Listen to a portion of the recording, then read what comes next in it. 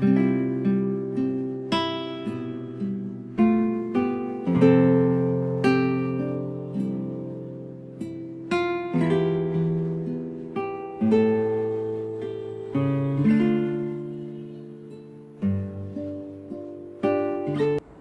mabuting balita ng Panginoon ayon kay San Lucas. Noong panahong iyon, napuspos ng Espiritu Santo si Zacarias na ama ni Juan at nagpahayag ng ganito: Purihin ang Panginoon ng Israel, sapagkat niligap niya at pinalaya ang kanyang bayan.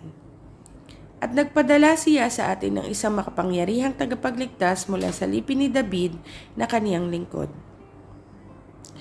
Pinangako niya sa pamamagitan ng kanyang mga banal na propeta noong una na ililigtas niya tayo sa ating mga kaaway at sa kamay ng lahat ng napupuot sa atin.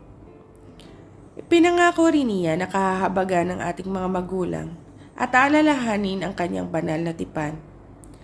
Iyan ang sumpang binitawan niya sa ating amang si Abraham, na ililigtas tayo sa ating mga kaaway upang walang takot na makasamba sa Kaniya at maging banal at matuwid sa Kanyang paningin habang tayo'y nabubuhay.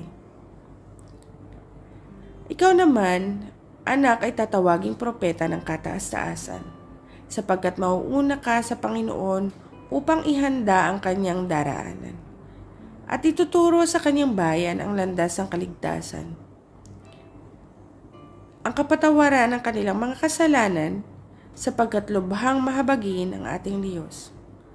Magbubukang liwayway sa atin ang araw ng kaligtasan, upang magbigay liwanag sa mga nasa kadiliman at nasa lilim ng kamatayan. At papatnubayan tayo tungo sa daan ng kapayapaan. Ang mabuting balita ng Panginoon.